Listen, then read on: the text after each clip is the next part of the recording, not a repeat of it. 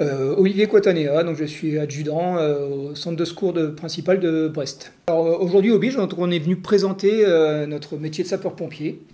Donc deux niveaux principaux dans les sapeurs-pompiers, les sapeurs-pompiers non officiers, ceux qui sont sur le terrain et qui pratiquent, et les sapeurs-pompiers officiers qui eux font la gestion plus globale. Le métier principal de sapeur-pompier, tous les pompiers sur le terrain font la même chose, c'est-à-dire qu'ils font, en gros, je schématise un petit peu, mais de l'ambulance, du feu, de la désincarcération et des sorties diverses. Sorties diverses, c'est-à-dire les épuisements d'eau, récupérer des animaux, les petites interventions de ce type-là. Après, les pompiers peuvent avoir des spécialités comme plongeurs, spécialités chimie, radiologie, feu de forêt, feu de navire, le grimpe. Voilà, il y a plusieurs spécialités et plusieurs niveaux de spécialités également. On peut être équipier, chef ou formateur. Le grimpe, c'est? Le grimpe, c'est le sauvetage en milieu périlleux. Par exemple en montagne Non, enfin ici il n'y a pas trop de montagne, mais ici au milieu périlleux on peut se retrouver avec un animal coincé sur une falaise, quelqu'un qui menace de se jeter d'un pont. Voilà, il y a plein de possibilités. Quelqu'un qui est tombé dans un silo par exemple. Voilà, il y a plusieurs possibilités pour le grimpe. Et donc ça demande une formation, j'imagine, tout ça? Mais en permanence des formations dans les sapeurs-pompiers. On est recyclé tous les ans dans tous les domaines. Et on passe beaucoup de temps évidemment en formation. Il faut peut-être avoir un certain niveau sportif avant de devenir pompier? Oui, de toute manière, durant le recrutement, donc c'est sous forme de concours, il y a des épreuves de sport, évidemment, avec un parcours sportif et de la natation notamment. Il y a 3 types de concours. Pour être sapeur-pompier non officier, donc ceux qui sont principalement sur le terrain, jusqu'au grade d'adjudant. Ensuite, les officiers au niveau lieutenant et les officiers niveau capitaine. Pour les hommes du rang, comme pour les officiers d'ailleurs, on demande le même niveau de sport. Il faut avoir 18 ans et un casier judiciaire vierge. Là maintenant, si je détaille les 3 types de concours qui ont lieu en général à peu près tous les 2 ans. Il faut surveiller en fait sur les sites internet quand est-ce que ces concours, c'est pas des dates précises, c'est en fonction des besoins des SDIS que ces concours sont mis en place. Et donc ces concours, donc le premier niveau, donc au niveau caporal, concours caporal, c'est niveau 3e, enfin niveau brevet des collèges, CAP ou BEP. Donc c'est pas un niveau élevé qu'on demande. On demande évidemment des capacités physiques. Un niveau également durant le concours en mathématiques et en français. Et à partir de là, ils prennent évidemment les meilleurs, quoi. Et ça se termine par, il y a également un entretien où on se présente et on montre ses motivations. À savoir que quand on a le concours de caporal sapeur-pompier, juste le concours, ça va être difficile d'être pompier en fait. Il faut agrémenter son dossier avec des éléments qui montrent qu'on est déjà intéressé par le métier de pompier ou qu'on a déjà un pied dedans. Comme par exemple, et c'est ce qui est le plus reconnu, avoir de l'expérience en tant que sapeur-pompier volontaire, ou avoir fait la surveillance des plages, par exemple l'été, avoir été à la Croix-Rouge française, ou avoir eu un engagement déjà dans les pompiers de Paris ou dans les marins-pompiers. Ensuite, les concours d'officiers, donc c'est la gestion plus globale, ils sont plus en casernement à monter des gardes de 24 heures, eux ils travaillent dans un bureau, et quand il y a une grosse intervention, en fait, ils sont déclenchés. Donc lieutenant, en fait, ça c'est le premier type de concours officier, donc là pour être lieutenant, on demande des connaissances quand même en droit, en législation, en des sciences techniques, voilà. Pour officier, également, un niveau supérieur. Pour lieutenant, c'est Bac+2, pour capitaine, c'est Bac+3. Le concours est national. Il est valable dans tous les départements de France. Dès le moment où on a le concours, on peut postuler dans n'importe quel département. Donc le département fait son recrutement, il le fait à sa façon après. Donc il peut rajouter ses propres épreuves sportives s'il le veut. Il y a toujours un entretien. Et évidemment, c'est là qu'ils vont prendre les profils qui les intéressent le plus, et notamment ceux qui auront, ce que je vous disais tout à l'heure, déjà un pied dans le métier de pompier comme le volontariat. Et ils vont privilégier également les personnes de la région. Il y a plus de chances qu'une personne de la région reste dans le département plutôt qu'aller au risque qu'elle mute, quoi, en fait. Voilà.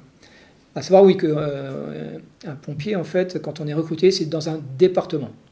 Par exemple, pour le Finistère, on est recruté au département du Finistère, ce qui laisse les possibilités de se retrouver à Quimper, Brest, Morlaix, voilà, on peut muter, mais on ne peut pas aller à Rennes. À Rennes, c'est plus le même département. D'accord, donc si vous voulez changer de département, il faut quitter carrément un SDIS pour aller dans un autre département. Ouais, c'est plus réembaucher. Voilà, oui, c'est plus du tout la même démarche. D'accord, donc si j'ai bien compris, on a un concours national Oui. et ensuite, une fois qu'on a ce concours, on a ce bénéfice du concours, on s'inscrit ensuite pour être embauché dans tel ou tel SDIS. Département, oui. SDIS, oui, tout à fait. Donc on peut avoir un concours sans être embauché après en département ou Oui. Ouais. Oui, et notamment on peut avoir le concours, mais si on n'a que le concours dans son dossier, on a très peu de chances d'être pris en fait. Il faut vraiment avoir un pied dans le métier de pompier déjà, comme je vous disais, plutôt sapeur-pompier volontaire, surveillance des plages. D'accord, donc vous, le conseil que vous pourriez donner à des jeunes qui seraient intéressés par cette carrière, C'est de commencer par le volontariat. Voilà. Alors, il faut avoir la chance d'avoir une commune avec un centre de secours volontaire. Si on l'a pas, c'est vrai que on peut pas du coup être volontaire, mais il reste des possibilités en faisant par exemple la surveillance des plages ou des engagements dans la Croix-Rouge française, des choses comme ça. Voilà. d'accord. Donc il y a quand même des possibilités pour ceux qui habitent une grosse ville comme Brest, ça reste encore possible, quoi. Brest, oui, il y a des volontaires, mais c'est dur de faire un volontaire à Brest parce que comme c'est une grande ville, mais il y a beaucoup de monde à se présenter comme volontaire. Et comme c'est une grande ville, il y a surtout des professionnels et peu de volontaires dans le centre de secours de Brest. Donc là, les demandes sont importantes pour être volontaire à Brest. Après, dans les petites communes où il n'y a que des volontaires, c'est plutôt l'inverse, ils sont vraiment en recherche de volontaires. Et on a plus de chances d'être pris. Mais il faut habiter la commune où on est volontaire, parce que c'est souvent des astreintes BIP à la maison. Il faut pouvoir intervenir, se rendre au centre de secours en moins de 3-4 minutes. Quoi. Et j'imagine que c'est ouvert aux femmes, ce corps. Oui, c'est ouvert aux femmes. C'est d'ailleurs un avantage dans le recrutement, parce qu'ils cherchent vraiment à féminiser la profession.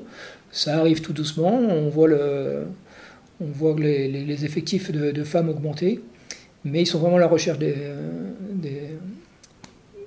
femmes en fait, dans le métier de pompier. Quoi. Donc les femmes, il ne faut pas qu'elles hésitent, elles sont accueillies avec un petit avantage justement.